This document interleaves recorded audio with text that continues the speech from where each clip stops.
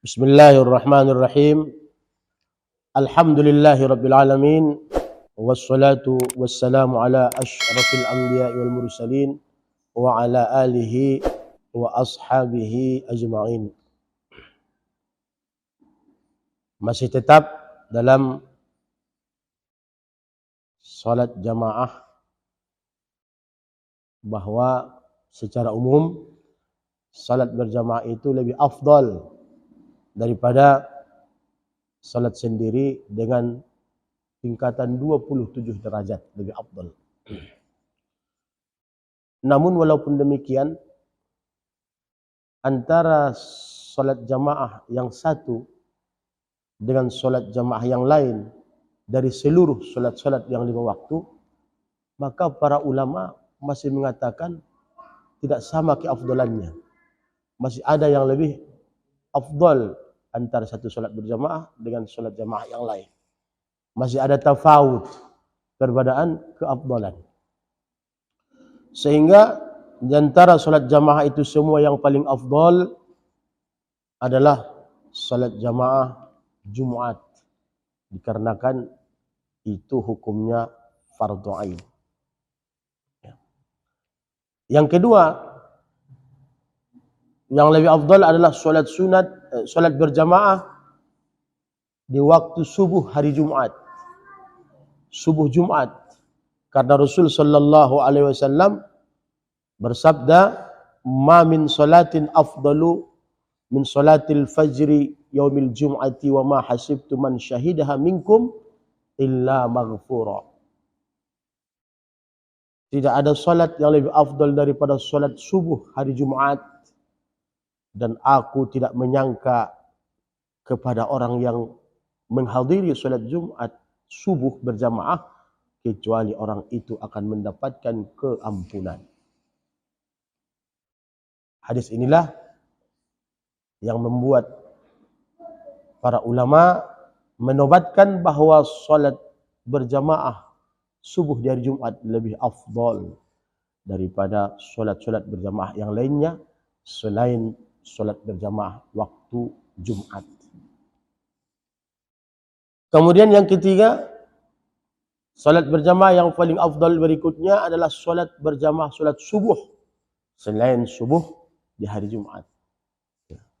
Subuh hari Sabtu, Ahad, subuh hari Senin, Selasa, Rabu selain hari Jumat. Karena sudah dikatakan tadi, berjamaah salat subuh di hari Jumat itu adalah pada derajat yang kedua sesudah berjamaah salat Jumat. Kemudian yang ketiga, jamaah salat Isya. Yang berikutnya jamaah salat Isya. Lalu jamaah salat Asar, kemudian jamaah salat Zuhur, dan terakhir adalah jamaah salat Maghrib.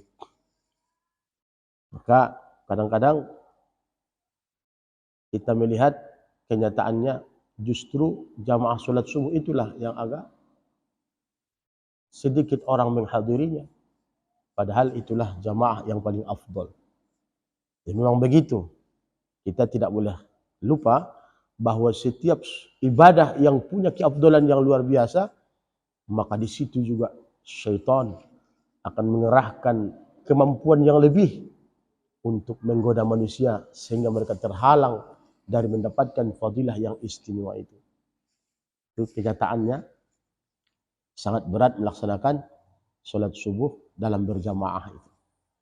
Lalu salat sunat, lalu salat berjamaah salat Isya, itu juga agak sedikit orang yang menjaganya. Padahal yang dua salat berjamaah inilah yang lebih utama. Sehingga Al-Imamul Haddad mengatakan dalam kitab Nasaih Ad-Diniyah,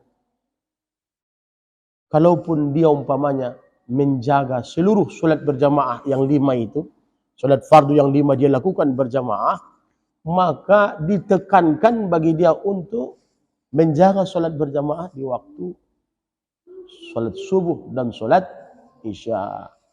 Kenapa? Ada nilai lebih di sana. Sesuai dengan sabda Rasul sallallahu alaihi wasallam, "Man shallal isya'a fi jama'atin fa ka'annama qama nisfal lail." Siapa orang yang salat berjamaah di waktu Isya, maka seolah-olah ia sudah menghidupkan malam selama setengah malam. Masya Allah. Salat berjamaah di waktu Isya itu kalau dijaga oleh seseorang, samalah ia sudah melakukan salat malam setengah malam. Jadi kalau ada orang salat Isya tanpa berjamaah, kerugian itulah yang telah terjadi pada dirinya. Mestinya ia mendapatkan fadilah berjamaah, mendapatkan fadilah qiyamul lail, menghidupkan malam setengah malam. Ternyata karena kemalasan dia tidak mau hadir untuk salat berjamaah waktu Isya, itu hilang dari kesempatan yang ia piliki tadi itu. Kemudian Rasulullah sallallahu alaihi wasallam bersabda, "Wa man shalla subha fi jama'atin fa ka'annama qama al-laila kullahu." Siapa orang yang salat berjamaah di waktu subuh, maka seolah-olah ia sudah melakukan qiyamul lail seluruhnya, melakukan salat tengah malam sampai akhir malam. Begitu keafdalan salat berjamaah di waktu subuh ini. Nah, jadi kalau kedua salat ini kita lakukan dalam berjamaah, berarti samalah kita setiap malam membuat satu kegiatan qiyamul lail sampai habis malam itu. Masya Allah. Dalam sabda yang lain Rasul sallallahu alaihi wasallam pernah mengatakan, "Farqu ma bainana wa bainal munafiqina annahum la yastati'una hudur al-isya'i was-subhi fil jamaah."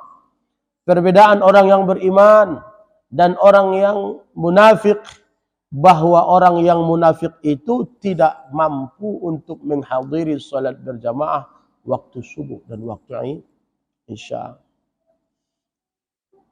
Hati-hati, ada di situ kesan teguran yang keras dari Rasul sallallahu alaihi wasallam, seolah-olah orang yang tidak mau hadir berjamaah subuh dan waktu Isya, dia tergolong ke dalam makna kemunafikan. Ya. Hati-hati, benar itu. Ya.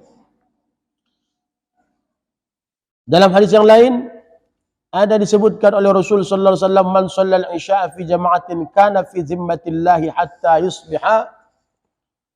Siapa orang yang salat berjamaah dalam waktu Isya, maka dia berada dalam perlindungan Allah sampai waktu pagi, sampai pagi hari, hatta yusbiha, sampai pagi hari. Wa man shalla subha fi jama'atin kana fi zimmatillahi hatta yumsiya. Siapa orang yang salat berjamaah di waktu subuh, maka dia mendapatkan perlindungan dari Allah sampai di sore hari. Ini perlindungan adalah perlindungan khusus. Ya. Memang semua makhluk Allah ini mendapatkan perlindungan dari Allah, tapi perlindungan itu umum. Walaupun bukan manusia, itu dilindungi oleh Allah selama dia hidup di dunia ini. Dilindungi, dijaga daripada bahaya-bahaya. Tapi ada perlindungan yang khusus, hanya diperoleh oleh orang-orang yang menjaga salat di waktu subuh dan waktu Isya. Jadi perlindungan yang istimewa maksudnya.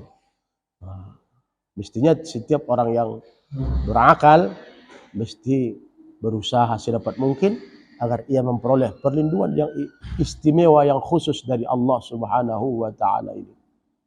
Sampai-sampai dalam satu riwayat Rasul sallallahu alaihi wasallam mengatakan, "Fala yatlubannakumullahu bi syai'in min zimmatihi." Jangan sampai Allah Subhanahu wa taala menuntut kalian karena salah kalian kepada orang yang telah dilindungi oleh Allah Subhanahu wa taala. Memang berbuat salah kepada semua orang itu satu kesalahan, haram hukumnya. Akan tetapi hadis ini memberi kesan, walaupun berbuat salah kepada semua orang itu adalah merupakan larangan, zalim kepada orang adalah larangan dari Allah, terlebih-lebih orang yang dizolimi itu adalah orang yang berada dalam perlindungan khusus dari Allah. Tentunya bagi orang yang menjaga solat isya dan solat subuh secara berjamaah. Jangan sampai Allah menuntut kalian dengan sesuatu yang sudah ia lindungi. Hati-hati, artinya hati-hati dengan menzolimi kepada orang-orang yang di sekitarmu secara umum. Terlebih-lebih berhati-hati, jangan sempat menzolimi manusia yang sudah menjaga solat subuh dan solat isya berjamaah. Kenapa? Karena mereka adalah khusus mendapat perlindungan dari Allah Subhanahu wa ta'ala. Lebih daripada perlindungan kepada seluruh makhluk. Masya Allah. Usahakan itu. Jangan tinggal solat berjamaah isya dan subuh. Isya dan subuh. Dalam satu riwayat dikatakan bahwa Hajjaj bin Yusuf ini seorang yang zalim, gubernur di zaman dinasti Umayyah. Ya. Hajjaj bin Yusuf orang yang zalim sehingga banyak membunuh orang-orang saleh, termasuk Sa'id bin Jubair. Dalam satu riwayat itu juga termasuk korban daripada kezalimannya Hajjaj bin Yusuf ini. Namun walaupun dia orang zalim, dia orang yang alim. Dia hafal Quran ini, Hajjaj bin Yusuf ini. Dia tahu hadis. Ya. Sehingga kalaupun satu saat dia dihadapkan kepadanya seseorang yang akan dihukum, ya tentu dihukum sesuai dengan keinginannya. Ya, ketika orang ini dihadapkan, maka tidak serta-merta dia langsung menghukumnya. Justru dia tanya dulu, kau salat tak? Salat tadi, salat subuh berjamaah. Salat subuh berjamaah tak kau? Maka ketika orang yang mengatakan, ya saya salat subuh berjamaah, maka Hajjaj bin Yusuf akan berani untuk menghukumnya. Khalla sabilah. Hajjaj bin Yusuf akan membiarkan dia lepas, akan membuat orang ini tak terhukum lagi. Kenapa? Dia takut dengan perlindungan khusus dari Allah Subhanahu wa ta'ala. Dia tidak berani menghukum seseorang yang ada perlindungan dari Allah Subhanahu wa ta'ala secara khusus. Sampai seperti itu. Orang yang zalim pun menghargai orang yang salat dalam keadaan subuh, dalam keadaan berjamaah. Beruntunglah setiap manusia-manusia yang senantiasa menjaga salat isya dan salat subuh dalam keadaan berjamaah. Wallahu a'lam.